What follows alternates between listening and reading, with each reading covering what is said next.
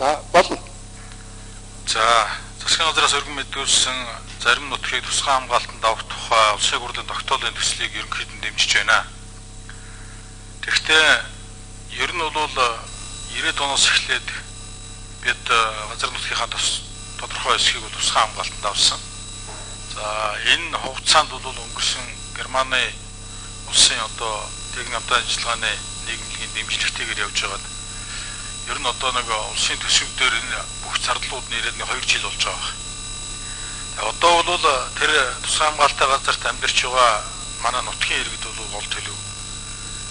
Ер нь одоо нөгөө энэ тусгай хамгаалалттай газар нутагт нутгийн иргэдийг дэмжиж байсан олон хөтөлбөрүүд зогсчихлоо.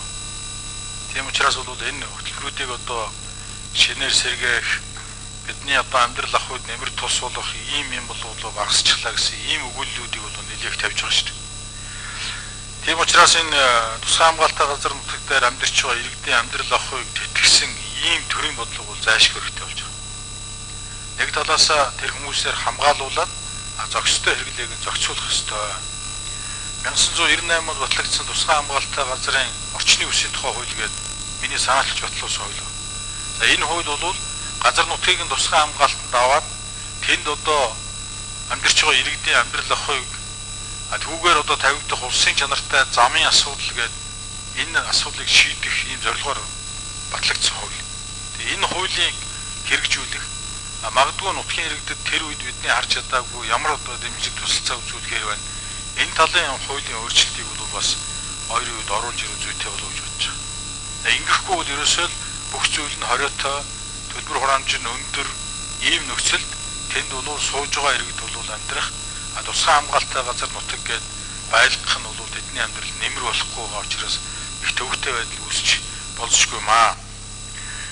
За дээр нь бид нар энэ их говийн дархан газар, говийн баг дархан газар гэдэг жишээлбэл буур нуур гэдэг ингээ ярих газар. За Оросын хэлтэй хэлэлсэн хэсгүүдээр сая ярьж байгаа шиг. Нөгөө талын улсууд тусгай хамгаалтанд аваагүй. Тийм учраас ялангуяа энэ машин тэрэгний хөдөлгөөн уул уурхайтай холбогдуулаад энэ чимээ нүргэнээс дайдсан нэг ховор ан амьтд бол улсын хилээр гардаг эргэж орж ирэхгүй байгаа шүү дээ. Одоо мазаалаа ихэд ер нь байна уугүй юу? Хавтхаа ер нь одоо байна уугүй юу? Тийм учраас хөрш хоёр оронтой бол энэ тусгай хамгаалалттай газар нутгийнхаа яг хил дээр нь хамтарсан ийм байгуулах хэрэгтэй. Тэгэхгүй бол жишээлбэл одоо буур нуурд Монголын талаасаа бол загас агнжуулдаг. Хятадын талаас бол чөлөөтэй орж ирээ загасаа агнадаг. Манайхаас дайдсан их говийн дархан газраас дайдсан хавтгай цаашаа нэг гарах юм бол бараг эргэж орж ирэхгүй. Тэнд нь одоо алж устгаа дуустав. Одоо хулан байна их хэмжээгээр хилээр гарсан эргэж орж ирээгүй. Хар сүлт байна мөн одоо гарсан эргэж ирээгүй. Тийм учраас энэ талын одоо үйл ажиллагаагаа нэлээд идэвхжүүлж хөрш хоёр орны холбогдох одоо байгаль орчны чиглэлийн байгууллагатай ярьж хууль эрх зүйд нь одоо өөрчлөлт оруулах энэ хуулийн чиглэлээр хамтарч ажиллах чиглэлээрээсээ бол болцох ёстой байна. Тэгэхгүй бол зөвхөн өөрийнхөө улсад хилдээ тулгсан энэ тусгай хамгаалалттай газрын ач холбогдол үр нөлөө бол гарахгүй шүү дээ.